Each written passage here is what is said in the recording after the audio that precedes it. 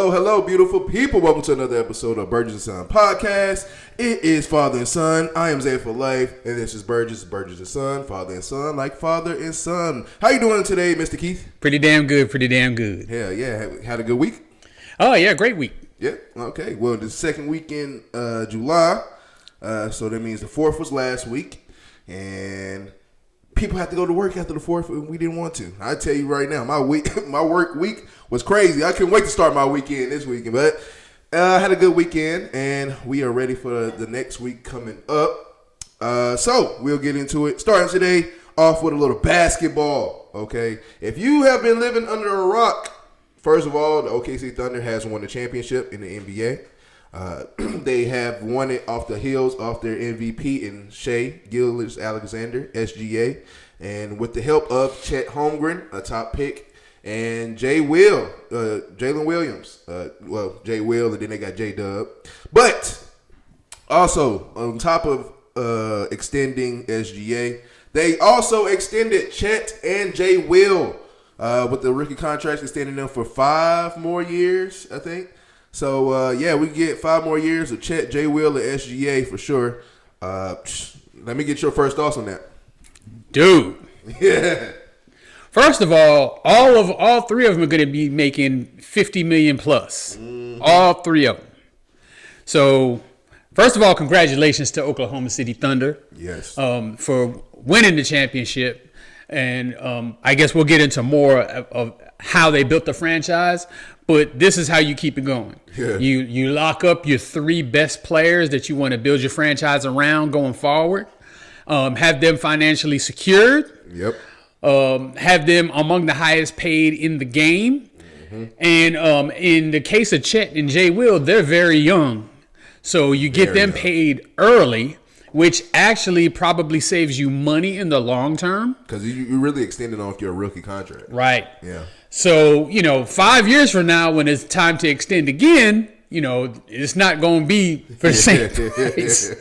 It's going to be a lot more. Doing it the way they're doing it, I 100% agree with it. The only risk to me is, Chet's injury history. Yeah.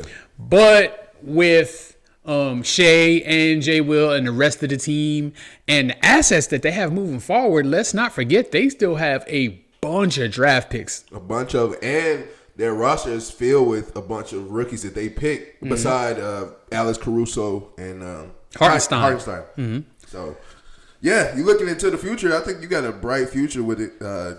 Like you said, you take your core and you lock up that core, and I don't see why OKC is not a threat to win the next 2 championships. Can you say dynasty? Yes. At least for right now, from what I'm looking at with my eyes, we can say this is the start of a nice dynasty for the next 5 to 10 years. And that's if they can win more. And like you said, Chet stays healthy and he gets another contract. Jay will stay healthy and relevant and he gets another contract. I was kind of concerned about Chet because, his injury history. But at the same time, he was kind of healthy for these playoffs and for the finals, but it just seemed like he kind of disappeared a little bit. But that's why you got Jay Will and SGA to pick up that slack. And then, defensively, he didn't slack off. Like, you're 7-1. You can't teach that. He just has to, get more consistent offensively. And, exactly. Let's remember, the guy is very, very young. Like, these guys come out of college having only played one year of college. They're in the NBA at 19 years old. They're grizzled veterans at 23, 24 years old. Exactly. When that used to be, their second year in the NBA. Now it's like their 4th or 5th. Yep. So you have to realize that, there's room for him to grow still as a player. Yeah. So, there's a lot of improvement that he can make offensively, even though, maybe they're not necessarily counting on that. Yeah. They maybe not, maybe so.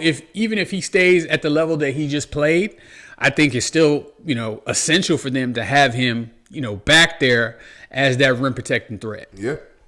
And I think everybody's gonna fall in line, man. I think literally, like you said, dynasty, and we're looking at for sure, at least for sure, with everybody that's hurt in the East, and then the switches that are going on in the West. you can look at OKC probably being the favorite for the next 2 years. Let's acknowledge now. Let's acknowledge that this is the correct way to build your roster. Yes. Going forward. So you don't necessarily trade everybody away and build up cap space to sign a 32-year-old superstar coming from another team. What you do is you stockpile draft picks, you bring in young players, you develop them. They improve to the point where your team overall improves. Yeah. Right? Yep. You get rid of people who don't fit your culture. You mold the young players to your culture. Yep. And then when you're confident that they are comfortable in your culture and comfortable with your system and buy into your system, you lock them up. Yeah. So it shows the young players that are coming behind them that if they fall in line, it can happen for them. And then when the results come, that's icing on the cake. Yeah. So, this is the right way to do it. So putting together these super teams like, maybe in the early 2000s with like, the Miami Heat and stuff like that, that's kind of proven. It's fading away. Yeah, it's not going to happen like that anymore. So I would say that not for a long time. Yeah, things are cyclical. Yeah. But it seems like, the organizations are kind of taking back control. Yep. Of how things are going over the players, even though, obviously the players still have power. Yep. But I think when the organization is in control, I think your organization over the long term is going to do better. You may do well for a year or two, putting together a super team, but then there's still no guarantee of that. Yeah. Look what happened in Phoenix. Yeah. That's a disaster. What happened? That was a absolute failure. Yeah. They were better before. They went to the finals without building a super team. And then you tried to build a super team in this. And then they tried to build a super team after it, and it was an absolute collapse. It was a disaster. So I will also say that with that, I think it depends on the organization and who's running the organization. Because I look at like OKC and how they're able to take all these draft picks and turn them into something which everybody else can't do. And so, like, even look at the Celtics. We drafted Jaylen Brown and Jason Tatum, but that's it. We didn't draft anybody else that came in line. We drafted Peyton Pritchard, but we didn't draft Derek White. We didn't draft Drew Holiday, Chris Porzingis. So it depends on the organization what it is. Sometimes you can draft players and then mold them around, or you can draft multiple players and then develop them. But yeah, like you said, I think this is the championship pedigree you're watching. Mm-hmm. And then, really, to be honest, the last couple of winners from even go back to Toronto, you can build a championship team, and like you just need to look in the mirror, see who you are, and embrace who you are, and go along with that. Yeah. But yeah, I'm with you on that. I think they have a dynasty on their hands. Let's check back in with this topic in like a good 4 to 5 years. How many rings you think they should win?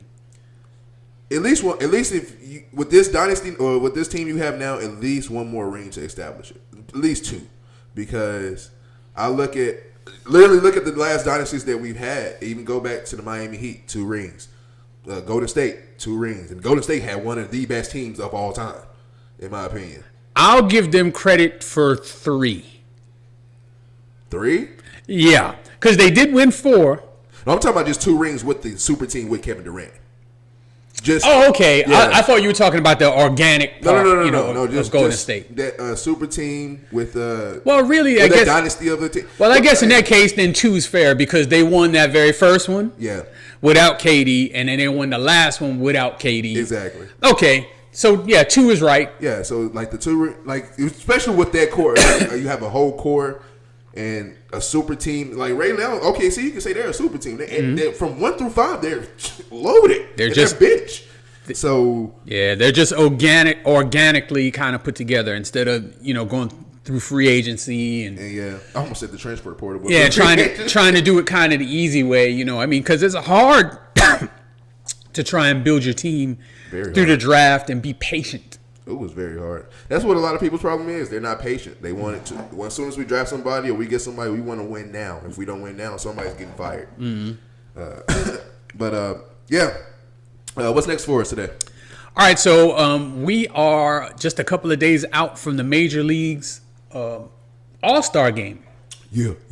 And me and you were talking about this earlier, about, how every league has an All-Star game. And I was telling him how about back in the day, the All-Star games were terrific. You made sure you watched them. Yeah. The Major League Baseball All-Star Game, the NFL's Pro Bowl, that was electric. That was a great game. Yeah. And then the NBA All-Star Game, again, another great game. Like these players came together and they came together to compete. And it was like a kind of I guess whose balls are bigger. We're known as the best in the league. I'm gonna show you why I'm the best. Yep. And they took it serious. Now they absolutely do not. At all. Now in baseball, I think they take it the most serious. Yeah. Like it's the most watchable of the three. But I mean, even then, like it seems like the home run derby is a bigger deal than the All-Star game itself. Yeah.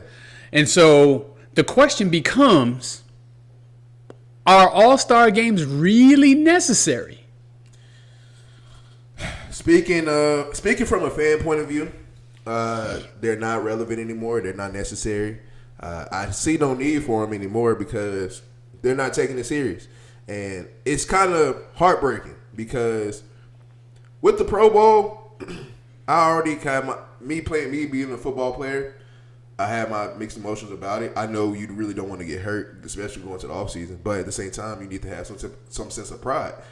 All of y'all supposed to be the best players. Show me why. The one that breaks my heart the most is the NBA because I'm looking at literally all the best basketball players on the planet, known to man. And we have now, really to be honest, you can play pickup basketball, pickup soccer, and anybody can be a YouTuber killing it and looking good. But when you're on that stage for the All-Star game, you're supposed to show out. This is why I'm the best. And nobody's doing it anymore. And so it's getting so bad to the point for the NBA that All-Star Weekend is irrelevant as itself. I don't even like watching the dunk contest anymore. Like the only thing I like watching is three-point contest, and I barely like that because if Steph Curry is in it, I know who's going to win, or maybe Klay Thompson. Like either one of them is going to win, or Dame. And so it's just getting to the point to where everything's boring. It's not everything is so boring, man. I'm sorry, I just can't get into it. I can't buy into it. Y'all sit here and say, "Oh, we're the best in the world." I don't see it. And All-Star games to me are just, I like what hockey did this past year, to be honest, because they instead of doing really an All-Star game, they did the Four Nations.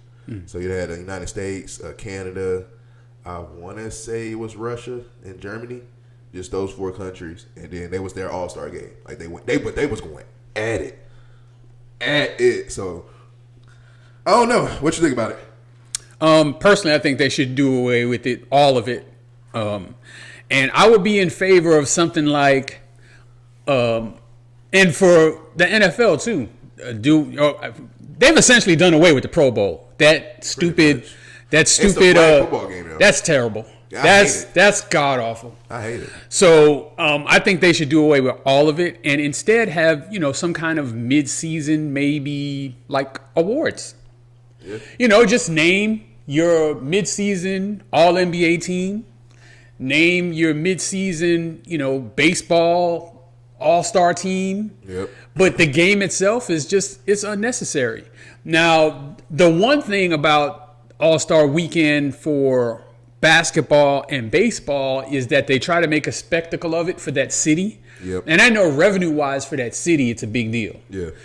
And they do move it around. Well, the Pro Bowl doesn't, but for baseball and basketball, they move it around every year so different cities get it. Yeah. And I think they could still do it in a different city every year. But instead of doing a game, just do kind of an award show where you just, you recognize some of the players that are doing really well. Yep. Maybe even name a mid-season MVP or whatever it is that you want to do.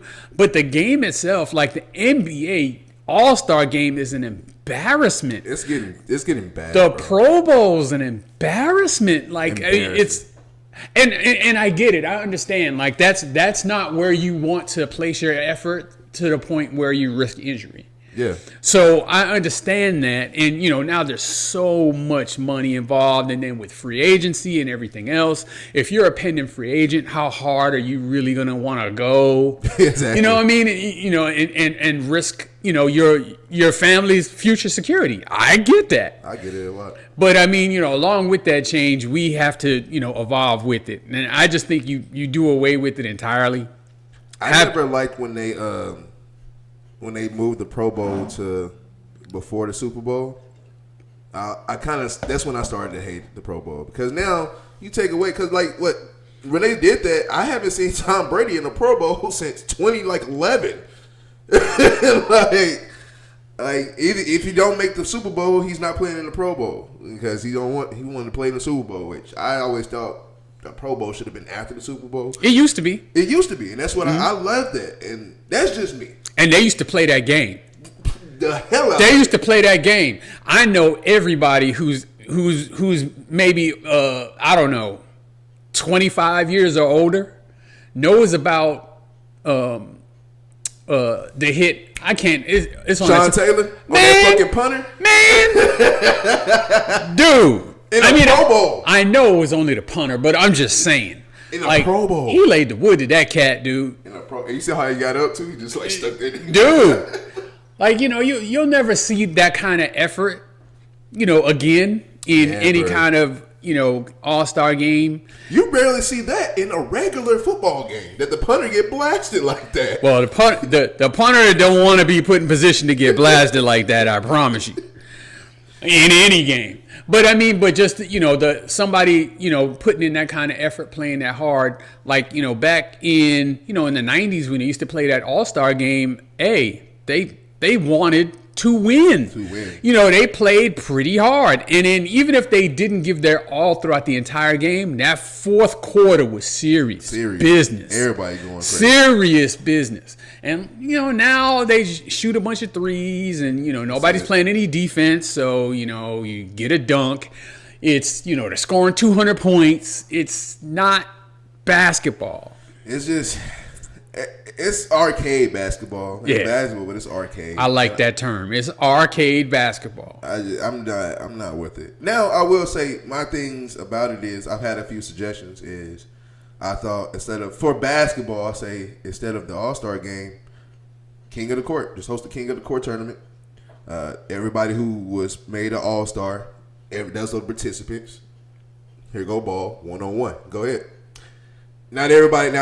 It's going to be like best of the best, so I can see how that, it can get a little boring. Where really, I feel like Kevin Durant would kill everybody in 1-on-1. Well, the only problem with that is if you do that in the mid-season, all right, that's kind of where you're getting the lack of effort. Exactly. So, if you do it in the middle of the season, are they really going to go full tilt? Because, let's take this year, for instance. Kevin Durant's in the last year of his contract, so you put him as injured as he's been, the last few years, and you put him in, playing one-on-one where he has to give maximum effort, I don't know if he's really going to want to participate in that. Yeah. So, but even the 3-point contest, like you said, it used to be serious business. It's it's an afterthought now. Yeah. The dunk contest, We've had a G League player win a dunk contest the past 3 years. That's what I'm saying. A player who's not even in the actual NBA has been winning the dunk contest every year. And while his athleticism is crazy, and I love Matt McClung. I've been following him since he was in high school. And he deserved to win those dunk contests. It's just, dude, the best players don't compete in it. It's just, back when they started doing it, in the 80s, it was a big deal. Yeah. It was a huge deal.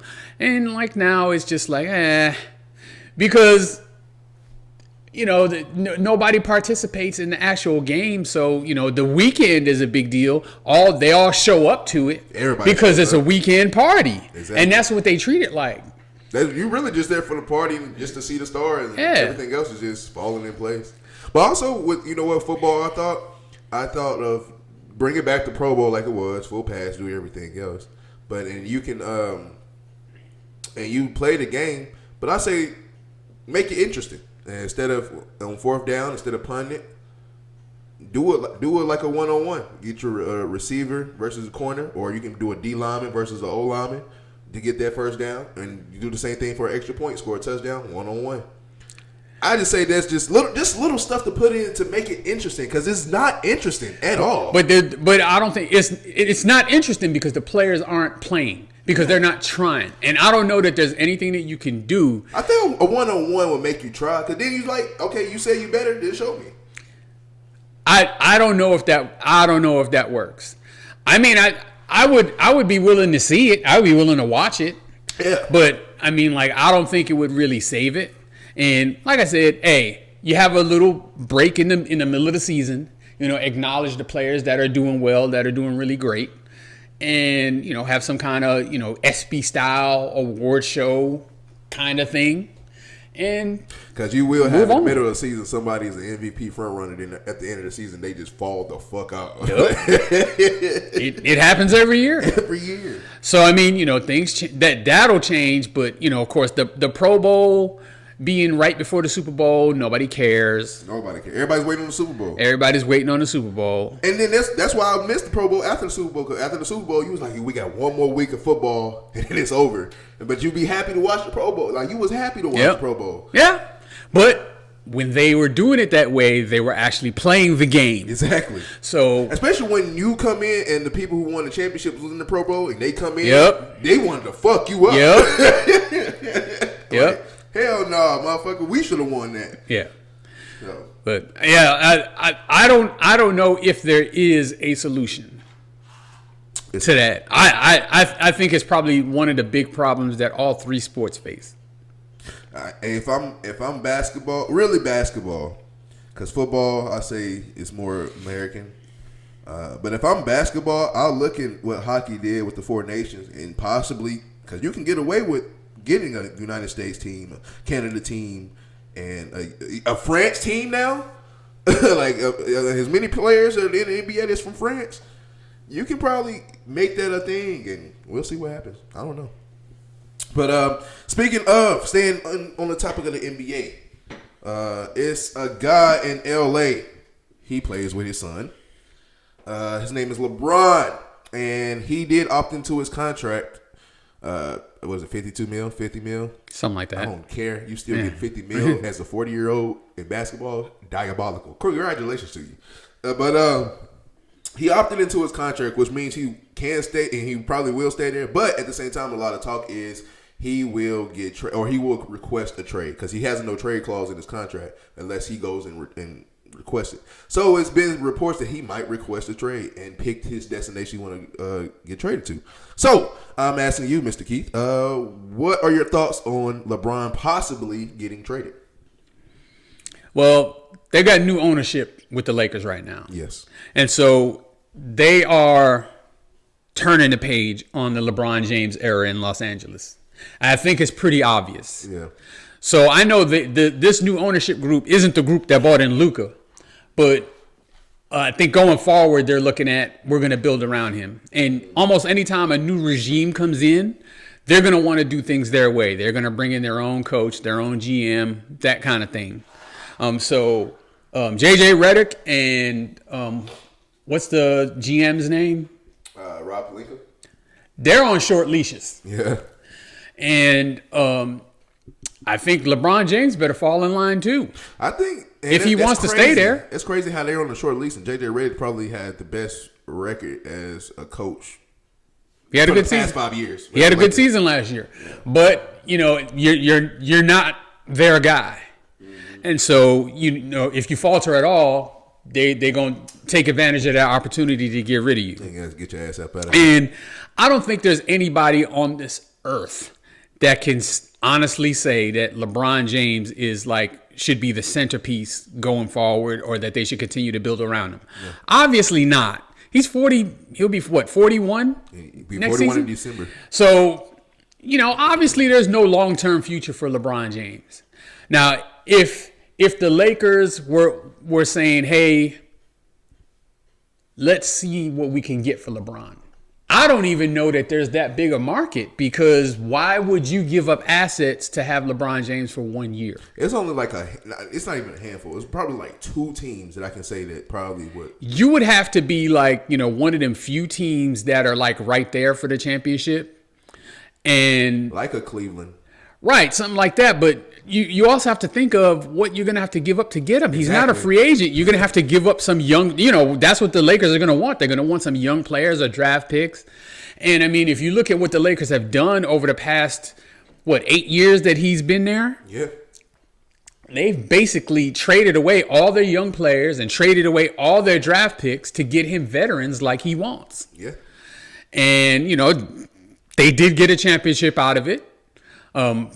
But I think now it's time to turn the page. And, the Oklahoma City Thunder and some of these other teams are showing you how to organically move forward with your franchise to make it good for the long term. Mm-hmm. Historically, the Lakers have always been able to find their way into getting these all-time great players, even if they didn't draft them themselves. Yeah, either they drafted them themselves, or they got them in free agency, or they got lucky and got the number 1 pick. They got the number 1 pick twice when they were great. Crazy word. Magic Johnson was the number 1 overall pick, but the Lakers weren't trash. They just happened to have the number 1 overall pick. James Worthy was the number 1 overall pick. I didn't know that. The Lakers weren't trash. They made a trade with a team who was bad enough to to finish with the worst record, and they got the number 1 pick. He was the number 1 overall pick. Damn, that's news to me. So I mean, they end up with Shaq, via free agency. They end up with Kobe via trade. Genius. Yeah. That was a same day trade. Draft day trade. Yeah. Kareem, they traded for Kareem. Didn't give up anything really that hurt the franchise, obviously. Yep. So, they always have a penchant for having these players fall into their lap, but they haven't been able to sustain greatness for a while now. I mean, ever since really the Shaq and Kobe three-peat. Yeah. So they had a decent run when they was with Kobe and Powell. Yeah. That was a decent. Yeah, they did. But I mean, they kept trying to rebuild it by adding these veteran, old, past their prime players. Yeah, from 2013 to 2019, the Lakers was dog shit. Yeah.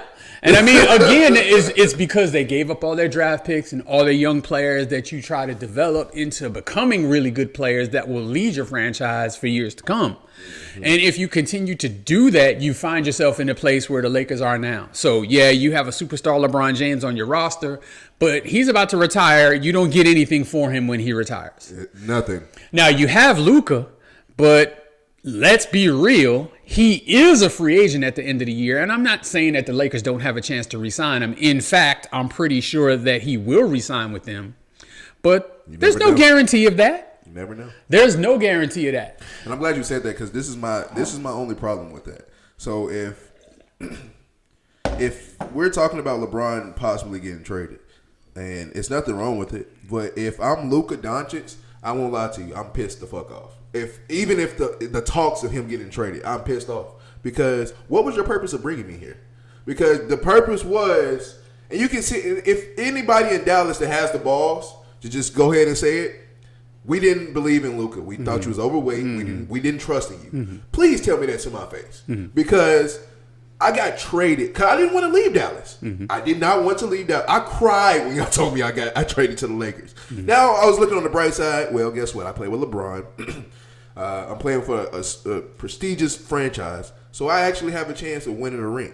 But at the same time, I didn't want to leave Dallas. So if I left Dallas, y'all basically pushed me out of Dallas to come to LA, and the person I fought myself that I got excited to play with possibly going, what was your purpose of bringing me here? Now I'm really mad. Well, you got to remember, different regime brought him to the Lakers than is there now. Yeah. So they may have a different idea of how to move forward with this, but what I'm pretty sure that they have done is they've probably talked to him and said, hey, we consider you to be the centerpiece of our franchise for the next 10 years, and we're going to build around you. Now, there's some moves that we're going to make that may not make us better now, but will eventually make us better, and we want you to be the centerpiece of that. Yep. And I think if it's explained to him like that, then, I think it'll soften the blow. I mean, who on God's green earth, if you're playing basketball, doesn't want to be the centerpiece of a championship team with the most prestigious franchise in the NBA? Exactly. And I get it. I just I'm pretty sure he might have his opinions about what should happen, but I don't think he would have like the gravitas like LeBron did to kind of dictate what happens. I just think in a generation that we are in now, and you can say what you want, sensitive. It's just I think you can be kind of sensitive to the fact of that I didn't want to come here, but now I'm here, and you possibly trading away the best thing that I thought was going to be here while I was here.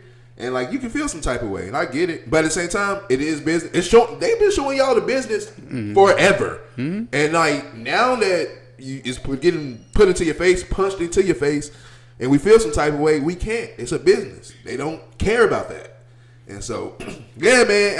That's just me. If I was Luka, I'd be low key ticked off.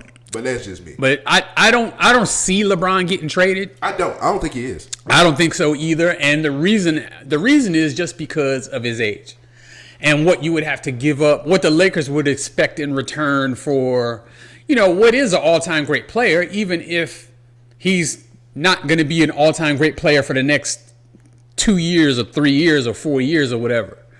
So I'm pretty sure the Lakers would expect a lot. I don't know if there's any team that would be willing to give up a lot. I don't think so. Not for 1 year. And, lately LeBron's had his injury issues, even though, it wasn't really a big deal last year. But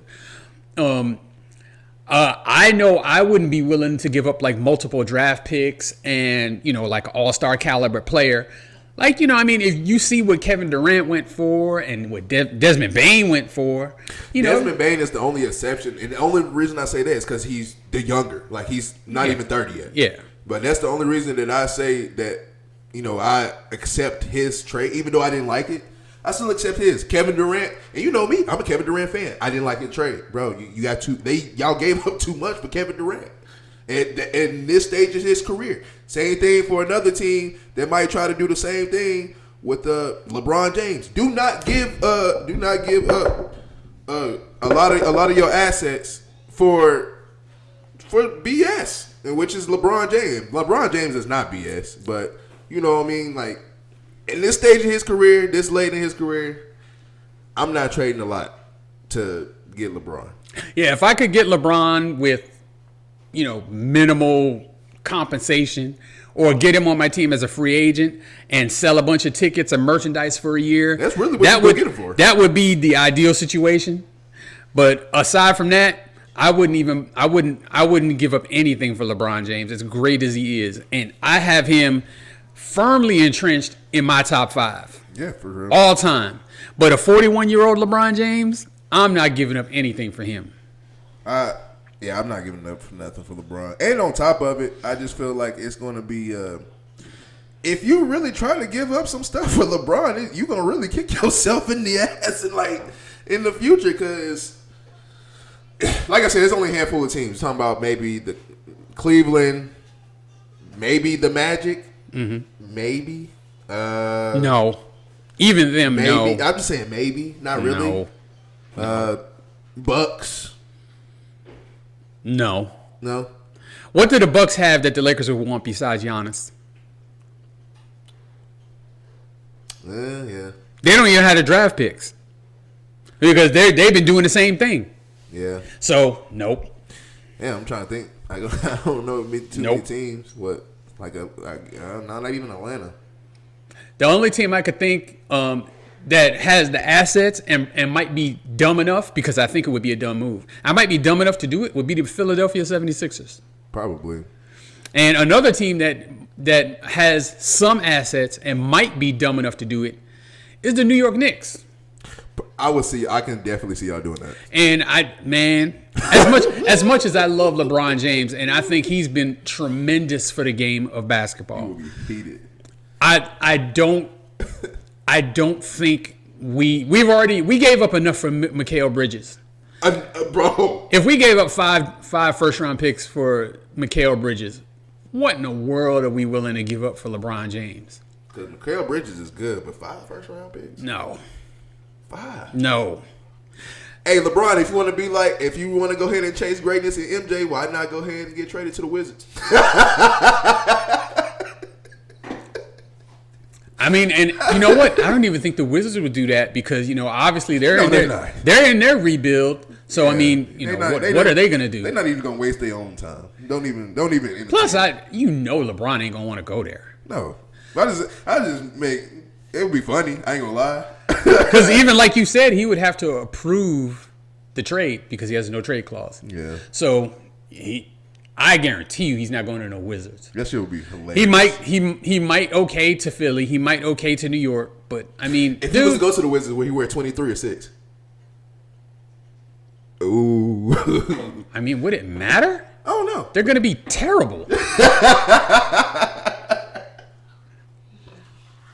Very terrible. I mean, dude, I think he should stay where he is, retire as a Laker. I think this should be his last season. It should be.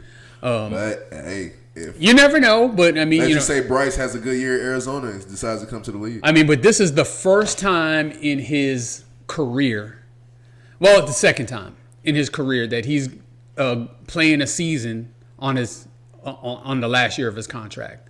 And the last time he did it, he ended up taking his talents to South Beach. Yeah. So I think this time he should take his talents to the house. To Cancun? Or wherever he decides to set up shop at. He's a billionaire, so literally I'm sure he has multiple residences. He probably got a beach house everywhere. In Cancun. He's probably got beach houses multiple places. All right, y'all already know what time it is. Time for the best segment in the world. Soon to be known to the world as the best segment in the world. Way Back Wonders. If you're new here, Way Back Wonders, when the OG tells the young buck stories about past athletes that either I just didn't know or I did know, I was just too young to understand. But now that I'm older, I understand. Okay. Now, who's our Way Back Wonder for today? Today's Way Back Wonder is actually someone who's before my time. So wow. I actually did not get to see him play. I think by the time he retired, I was maybe a toddler. So I did not get to see him play. But he is universally recognized as one of the greatest players ever to touch the court.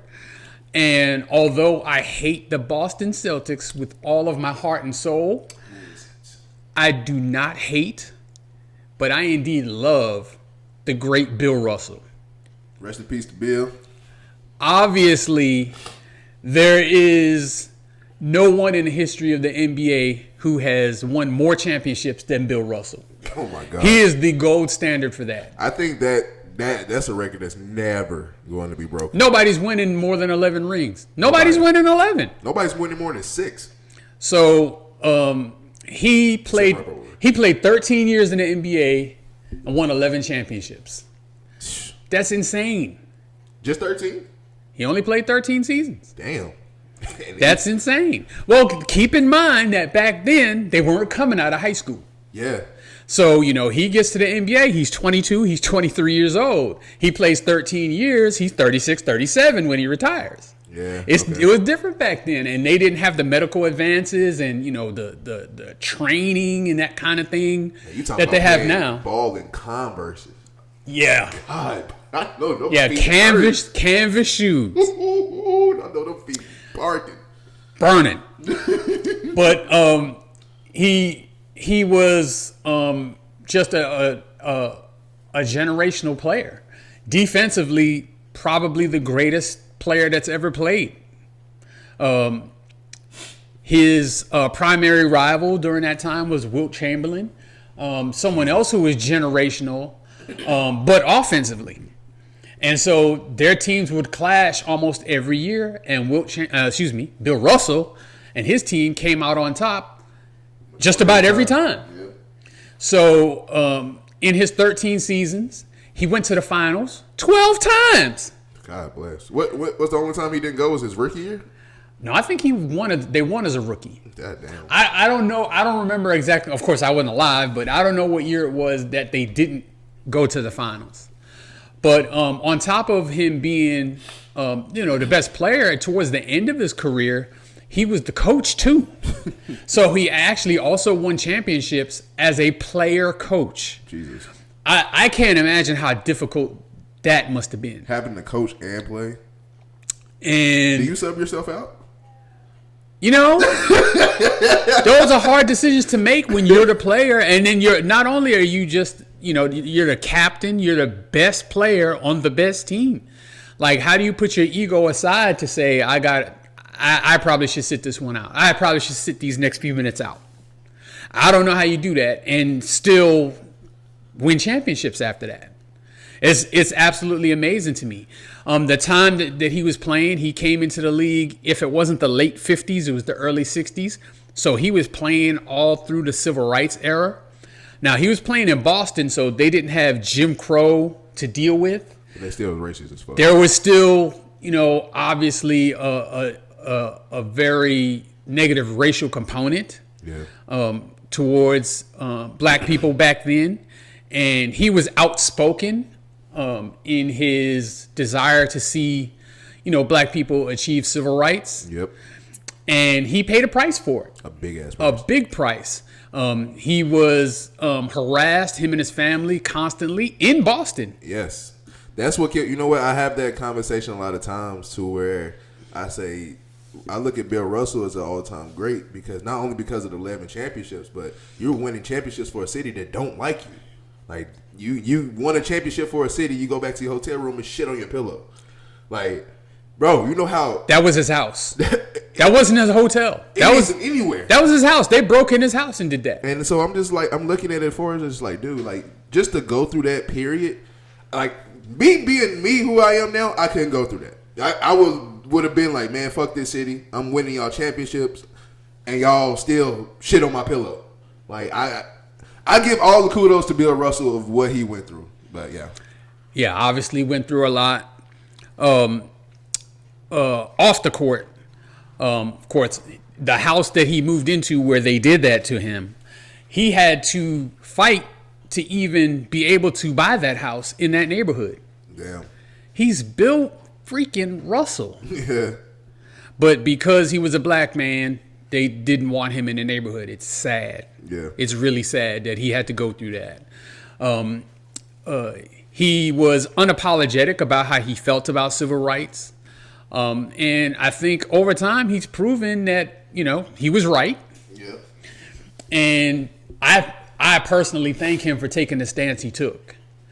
Back then, NBA players didn't make a whole ton of money. Yeah. So in the off season, a lot of NBA players had jobs. Literally, milkman, firefighters, police officers, all of them. And the ones that didn't, they used to go on barnstorming tours. I don't know if you're familiar with what that is. Mm-hmm. So that's when, guys would get together and form teams and tour the country, just playing basketball games in random arenas throughout the country. So kind of like the Harlem Globetrotters, but... Yeah, pretty much. Kind of like that, except for, these were real games. They weren't staged. Yeah. But, they're just playing these non-sanctioned kind of games where they would sell tickets for people to buy to go, and they would just tour throughout the summer and make money that way. Huh. So, him and some of his barnstorming teams would go through the South. Wow. So, while Boston didn't have Jim Crow laws, on the books, some of these places where they were barnstormed did. Yeah. So if he would go to Atlanta, if he would go to, Kentucky, if he would go Tennessee, Texas, Arkansas, some of these, southern U.S. states back in the 60s where there was all this unrest over civil rights, he's taking a chance with his life. Yeah. Going to some of these cities and, after, some of the things that he's saying, that he's made it known that he stands for. Mm-hmm. And there's this staunch opposition to it. Oh. So, he's got the heart of a lion. And I mean, it goes way beyond basketball. And I think the heart of a lion is low-key understated, man. Yeah. Because Jesus Christ. But on the court, dude. Dominant. 20 rebounds a game, like, for his career. Dude, looking, and when I look up all the time, him and Will Chamberlain's, like, rebound averages, it's fucking crazy. Nuts. Nuts. And, of course, people like to say, oh, he played against plumbers, blah, blah, blah, blah, blah, blah, blah. It was the National Basketball Association. The league wasn't that big back then. It's 8 to 12 to 14 teams, not like 30 teams like it is today. So it's still the best of the best. Yeah. And he playing against Wilt Chamberlain. There were good big men back then. Elgin Baylor. Yeah, I mean, look, he was playing against good players. Yeah. Let's debunk this whole he was playing against, 5'3", movie ticket salesman. He was playing against real athletes, and he was dominating them. He was just more athletic than them. So he's revered, like all over the league. Everyone knows and acknowledges him.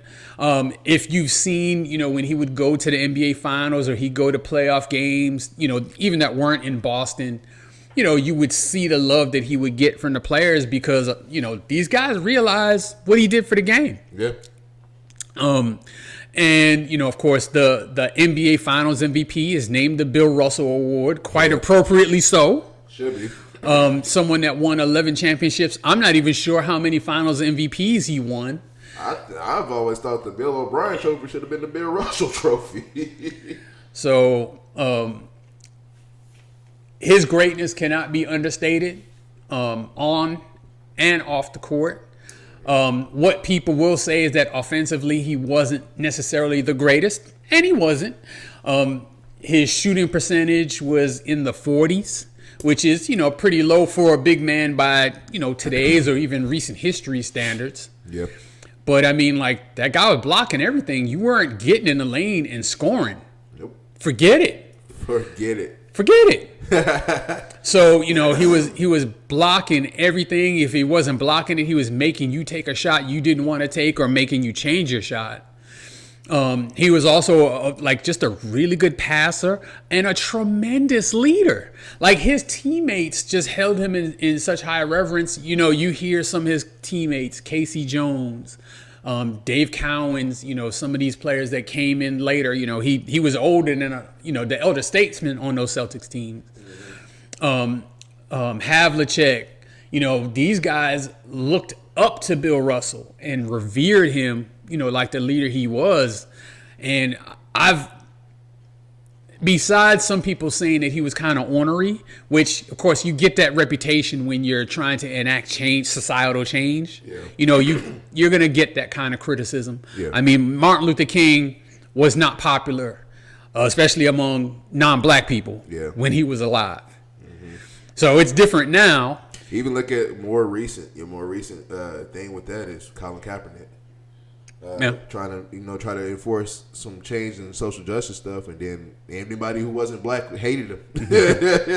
And I mean, I'm definitely not going to put Kaepernick in the same category with Bill Russell. I'm not. I'm just saying that's the most relevant one. But Bill Russell I hate to think where we would be as a society without Bill Russell and people like him, who stood up for themselves, almost no matter the circumstance, because he wasn't afraid. And look, I was born in 1971. The Civil Rights Act had been enacted by then, where at least by the law, black people had the same rights as anyone else. Everyone else is supposed to have equal rights. But, he was born and grew up in a time where you didn't. Yep. And if I remember right, he grew up in Arkansas somewhere. And his family moved to California when he was young to get away from Jim Crow. Oh, okay. To give him a chance, because they saw how talented he was as an athlete, to give him a chance to be able to perform.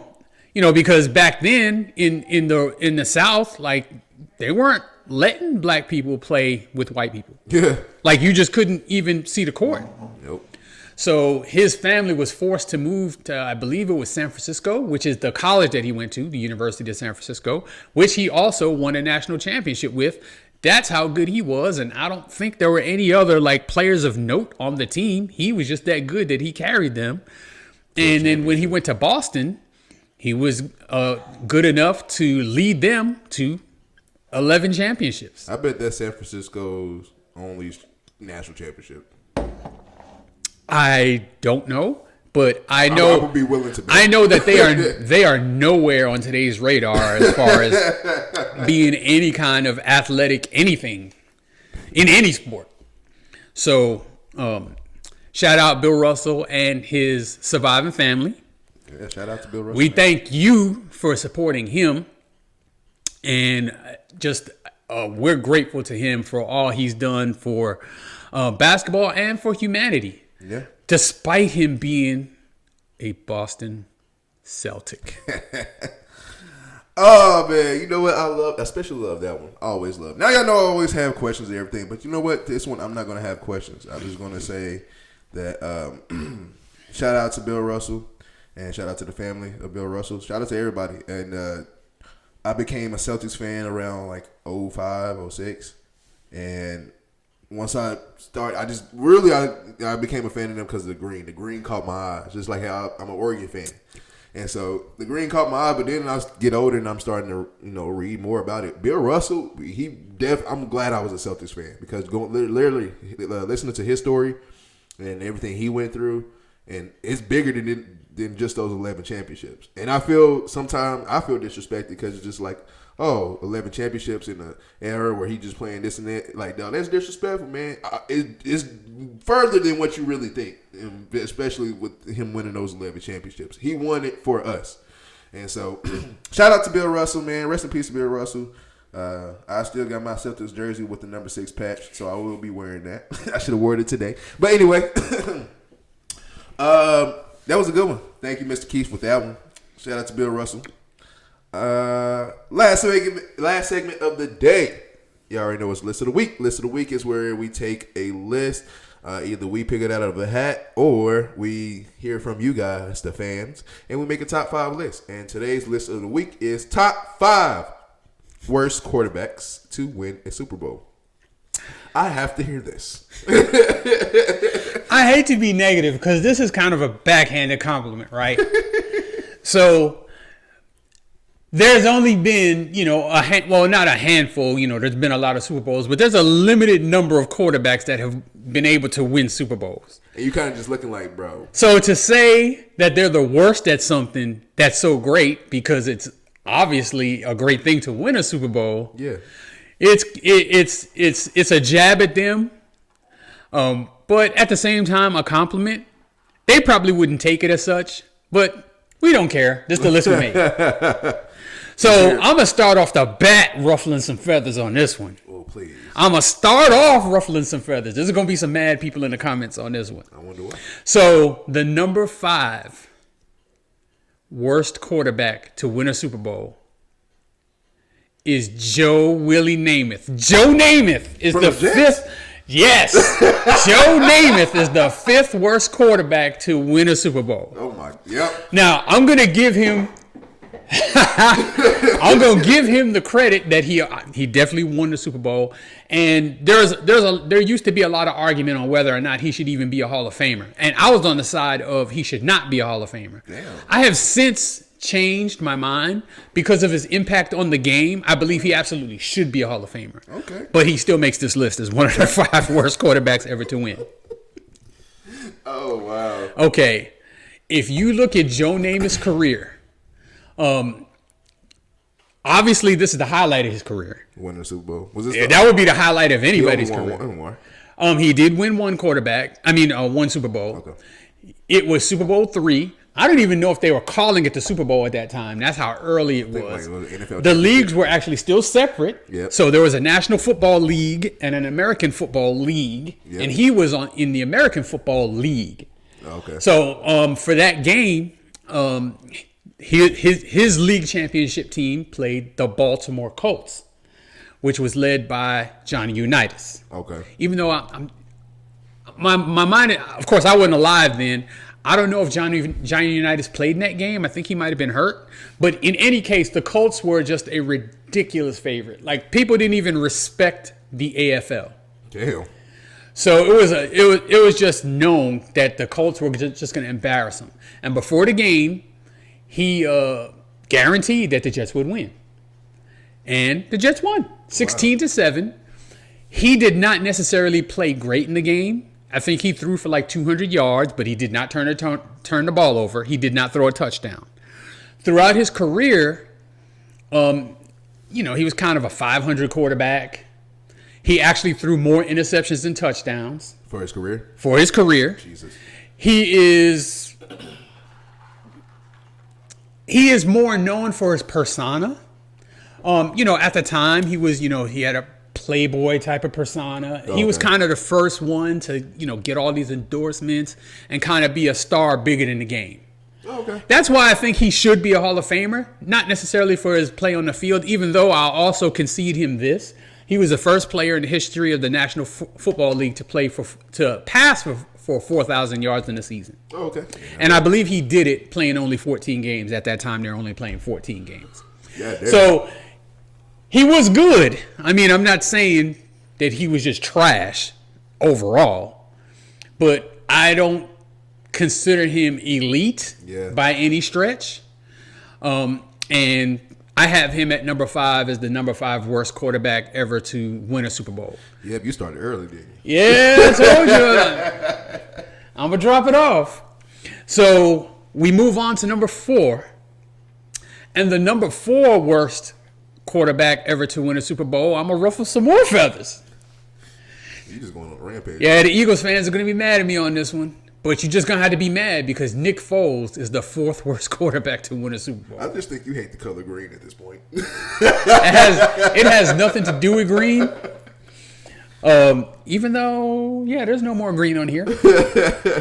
So Nick Foles was, of course, the backup quarterback that year that the Philadelphia Eagles beat the New England Patriots and won that Super Bowl. And, of course, the most famous play in that game was that the Philly special where Foles actually caught a touchdown pass. I will give this to Nick Foles. Out of all the players that I'm about to list, he by far had the best game. Yes. By far. And I think he's the only one. I think maybe Joe Namath won the MVP of that game, even though I don't think he deserved it. But Nick Foles won the MVP of the Super Bowl and deserved it. Yeah. So we'll stop there. But the reason I put him on the list is relative to the rest of his career. Average at best. Yeah. At best. Now, he did have one really good year with the Eagles, maybe about 5 or 6 years before that, where he threw 27 touchdowns and only 2 picks and was a Pro Bowler. And he was fantastic that year. I'm trying to remember that year. But I know which one. Yeah, I know. It was well before the Super Bowl year. Yeah. He bounced around the league after that before coming back to the Eagles as their backup because Carson Wentz was the starter, if you remember. Remember Carson Wentz was in MVP conversation. He was probably going to be the MVP if he would have finished that season. Yeah. But instead, Nick Foles took over for him, and to his credit, he guided them through the playoffs, and they won the Super Bowl. And hey, hats off to Nick Foles for winning that Super Bowl. You won versus Tom Brady. Yeah, and they put up 41 points. Yeah. So I mean, it's not like he managed the game. He was the reason they won. Yeah, I'll give him that. It was scoring. What did he do after that? Yeah, dude, so bad that the year after, I know they lost in the playoffs, but that was the same. Actually, that next year was the double doink for Chicago. That's how they beat Chicago. But who was the starting quarterback? It wasn't Nick Foles. It wasn't. Nick Foles got same thing happened. Carson Wentz got hurt at the end of the year again, and then Nick Foles took over the playoffs. But after that, he would play so decent enough. Remember the year after that, Jaguars gave him 5 years, and yeah, they gave him a big contract, and he was garbage with them. Shit. He played trash with them, and I think he ended up going to the Bears at some point. He was garbage there. He was never really a franchise quarterback. I will at least give it to Joe Namath that he was the franchise quarterback, for a number of years. And Joe Namath got hurt, which kind of, he had bad knees, which, hurt his career. But Nick Foles just wasn't that good. He just wasn't. Sorry, Eagles fans. Hey, they ain't sorry they got Jalen Hurts now. They already got their championship. They good. Yeah, they do. They have 2 Super Bowls. They say forget Nick Foles at this point. I just can't believe they gave him a statue. Who? The Eagles. Gave who a statue? Nick Foles. For real? Yes. Wow. Like, dude, I guess, that's the first Super Bowl for them. Maybe, I can understand over celebrating. Carson Wentz feels some type of way. Well, he don't need to feel no way because since then, Carson Wentz was trash too. So, alrighty then. He trying to get a free Super Bowl. He on the Chiefs now. And it still didn't work out for him. Nope. All right, so moving on to number 3. Number 3, worst quarterback to win a Super Bowl. Actually, another kind of average to above average quarterback, and his name is Brad Johnson. Okay. So he won a Super Bowl with the Tampa Bay Buccaneers in 2002. Oh, that's the Buccaneers versus Raiders Super Bowl? Yes. Okay. He was a pretty serviceable starting quarterback in the NFL for a while, so I'm not saying he's trash. But their defense was stacked. Warren Sapp. They won because of that defense. Warren Sapp, Ron D. Barber. Yup. Derek Brooks, Simeon Rice. There's some dogs on that defense. Yeah, that defense was nasty. And actually, the offense was pretty good, too. They had Keyshawn Johnson, Keenan McCardell. They had some good players on offense. And he was good, too. I mean, I'm not saying he's bad. He's just not he was never elite. He was never considered, one of the top 10 quarterbacks in the NFL or anything like that. He so happened to be, the quarterback of a really, really, really talented team. I knew Keyshawn Johnson played for the Bucs, but he was on that championship team? Yes, he was. Okay, I didn't know that. Yes, he was. Learned something new. So, I think he caught a touchdown in the Super Bowl, too, if memory serves me correctly. But in any case, Brad Johnson was kind of game managing. Yeah. He was kind of a glorified game manager even throughout his career. He played with the Vikings some. He played with the Redskins some. Okay. And, he was never, just kind of that franchise guy. Yeah. So he fell into the right situation with the Bucs. To his credit, he didn't mess it up. Yeah. Congratulations. Enjoy your ring. I mean, I'm not saying that, that he don't deserve his ring. Yeah. But he was not the reason they won that ring. Yep. And his career doesn't support, him being considered elite or even really great. Yeah. So we move on to number 2. And actually, this is another quarterback who played at least some with the Tampa Bay Buccaneers. And this is Trent Dilfer. Oh, I didn't know he played for the Bucs. He was drafted by the Bucs. Did not know that. He was terrible for the Bucs. Wow. That's kind of how he ended up bouncing around the league, and he ended up with the Ravens. Oh, yeah. So that historic Ravens defense. Dude. I remember that. Where they beat the Giants. They really shut out the Giants in the Super Bowl, but the Giants scored 7 points on a kick return. And that was their only points in the game. I think they won the game like 36-7. And the Giants, their only points was a kick return for a touchdown. That was it. The defense, lights out. Defense was killing. I think Trent Dilfer threw for 93 yards in the game, something like that. Serious? Yes. Jesus. So they had Jamal Lewis. Mm-hmm. They had Shannon Sharp. Yep. So I used to love Jamal Lewis. Oh my God. Yep. I used to love him. They had, their offensive line was brutal, but that team was about their defense. A young Ray Lewis. Yeah. Was Ed Reed on the team too? Ed Reed on that team? I believe he was. He was young, yeah, I think. They both was young. But yeah, Was Dion on that team? No. Okay. No. He came after. Okay. But that defense just kind of overwhelmed teams to the point where they just asked Trent Dilfer to not turn the ball over. Just don't fucking. And every once in a while on third down, convert, please.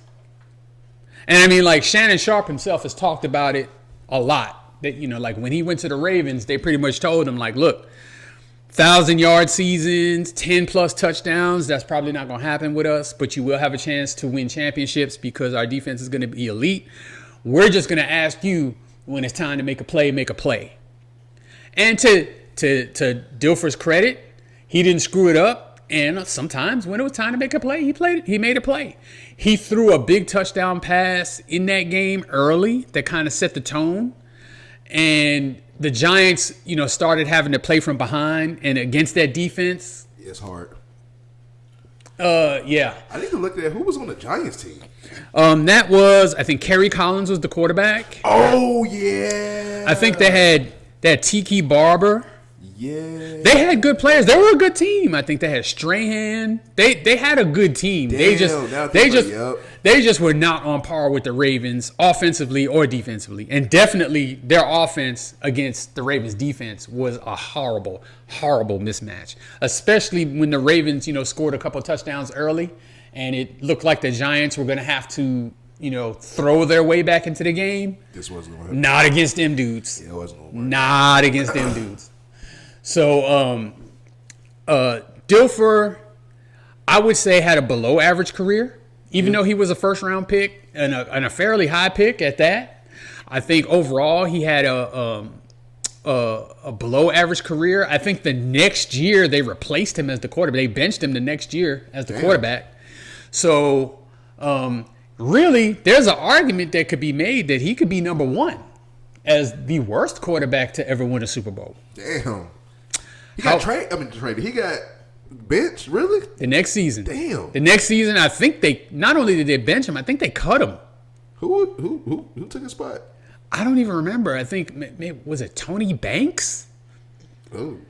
Or maybe they had a young quarterback that they had drafted and they handed him the reins. Somebody who didn't work out. It was before Flacco. Yeah, I know around 06, 07, that's when they got McNair. So. Yeah. So. Yeah, McNair definitely wasn't on that championship team. Oh yeah, I know that. I'm just saying. I just know that he was on that Ravens team for a minute. But as mediocre as Trent Dilfer was, he is not the worst quarterback to ever win a Super Bowl. That distinction belongs to, and I apologize, New York Giant fans. Oh shit. I'm from New York, so I have a lot of friends who are Giants fans. But Jeff Hostetler is the worst quarterback to ever win a Super Bowl. What year is that? So this was 1990. Okay. So this was the first year of 4 straight years that the Buffalo Bills. Oh yeah, I remember that. Went to 4 straight Super Bowls and lost all of them motherfuckers. Shout out my dude Shannon Bonnell, the biggest Buffalo Bills fan that I know. Sorry, I got to bring up this pain for you. I know he'd been sick this whole time. Because the Buffalo Bills should have won that game. But Jeff Hostetler was the backup quarterback again. So the quarterback for the Giants was Phil Simms, who was a really good quarterback. Yeah. And he got hurt late in that season and was out for the rest of the season, and Jeff Hostetler took over. Damn. But again, with the Giants, that was about their defense. They had Lawrence Taylor. They had Carl Banks. They had George Martin. Hell, they had Everson Walls. They had dogs on their defense. Damn. And that's why they ended up, making the Super Bowl. In fact, I want to say that was the year Lawrence Taylor won MVP. Damn. Freaking linebacker. Is he the last defensive player to win MVP? I want to say he's the only well, no, he's not the only. But he's the last one. Okay. But Bill Parcells was the coach. Yeah. And, they had a really good running game, really good offensive line. They had some guys on the outside. They had a really good tight end in Mark Bavaro. And they just told Hostetler, don't screw it up. Now, he was kind of one of those dual threat type of quarterbacks. He could run a little bit. Okay. Back then they didn't really do that, though. So, if they didn't do design runs. But, if he felt pressure, he could take off. And, he converted a couple of times that way. And he was serviceable because of that at that time. But his career before that was absolutely nothing to speak of. After they won that Super Bowl, his career was nothing to speak of. So Phil Simms came back. They reinstalled him as the starter. Jeff Hostetler, of course, you win a Super Bowl, you're not just going to want to be a backup. Yeah. So he ended up leaving. He went to the Raiders. They signed him as their starter. He was terrible with them. So this is like a Nick Foles story. Worse. All over again. Well, not all over. It was the first. Nick Foles at least had one really good season as a starter. Jeff Hostetler did not. He never did. Damn. He never did. So, like, his claim to fame is that he's a Super Bowl winning quarterback, and there's really not anything else for him to say. Damn. But the Buffalo Bills should have won that game. There's the credit for them winning that Super Bowl rests squarely on the shoulders of Bill Parcells, who's one of the greatest coaches that's ever coached football. And the Buffalo Bills were a high-powered offensive team with talent on defense as well. But they had Hall of Famers, Hall of Fame quarterback, Hall of Fame running back, 2 Hall of Fame wide receivers. Damn. Their offense was like just crazy high-powered, and what he wanted to do was run the ball, play the clock game, shorten the game. Yeah. So they won time of possession, I think, like 40 minutes to 20 minutes. Jesus. And they just kept the Buffalo Bills off the field. And even still, the Buffalo Bills had a chance at the end of that game to win the game. Their kicker came up with, I think it was a 42-yard field goal to win the game, and he missed it, and they lost. Bro. So I'm so sorry, Bills fans, but God bless, bro. They should have won that one. They definitely should have won that game. I get mad, low kid, because I be thinking, like, bro, you went to 4 straight. So did you not learn anything out of the first 3? Like, the last one you could have won. Well, that first one, I'll say this. That first one was the only time I believe that they were the favorite. So the next year that the Bills went to the Super Bowl, they played the Washington Redskins. And the 1991 Washington Redskins is kind of one of the all-time best teams. So they played the Cowboys twice? And then after that, they played the Cowboys twice. And they were just overmatched. They weren't winning either one of them games. And we blew them the hell out. You know, the Redskins blew them out. So the only Super Bowl that was a good game was the one with the Giants. And they were actually losing that game and was kind of looking hopeless. But they came back in the fourth quarter and took the lead. And then they gave up the lead. And they were down by 1. Had the ball at the end of the game with a chance to kick a 42-yard field goal to win it. Scott Norwood, wide right, world famous. Jesus Christ. And I feel bad. And the Giants won that Super Bowl. But Hostetler, the only thing he did, I mean, he didn't screw it up. So credit to him for not, of course he had to go through the whole playoffs, and he did, and did well enough in them playoffs for them to win. But outside of that Super Bowl? Outside of that Super Bowl, I mean, and even in the Super Bowl, he didn't just play lights out. Yeah. Jim Kelly definitely outplayed him. Yeah. But, he just wasn't that good. I mean, there's a reason why even after he won the Super Bowl, they let him go. Damn. He just wasn't that good. So, in my opinion, he's the worst quarterback to win a Super Bowl. He wasn't even the starter. So, it's under those circumstances, for him to win that Super Bowl was such a credit to the organization as a whole, but especially to the head coach. Yeah. So to me, that's the Bill Parcells Super Bowl, and I don't want to discredit Hostetler for doing enough to win because he did. Obviously, they won the game. Yeah. But I mean, there's nothing about his track record that would indicate that he could ever even have been a Super Bowl winning quarterback. Yeah, it just don't pop out to you. Nothing. That's how it be, man. it be some crazy shit you see. Like, this motherfucker won a championship. Like, Dan Marino, as great as he was, did not win a Super Bowl. But Jeff Hostetler did. Bro. Amazing. Jim Kelly, Hall of Fame quarterback, went to 4 Super Bowls. Did not win one. Did not win one. But Jeff Hostetler did. Jeff Hostetler beat him. No, that's crazy, man. That's a good list, though. I like that one. That was a good one. You definitely ruffled some feathers with a couple of those names, but they was good. I definitely got to take a dive in those. I'm gonna be looking up some teams tonight and being like, damn, he was on that team. He was on that team. That was crazy. Thank you guys for tuning in and watching another episode of Burgess and Son. I am Zay for Life, and this is Burgess. And y'all already know, y'all will catch us next week. This was episode 15. Damn, 15. We're moving on up, ain't we? To the east side. To the deluxe department in the sky. But until next time, thank you guys. I'm Zay for Life, and we are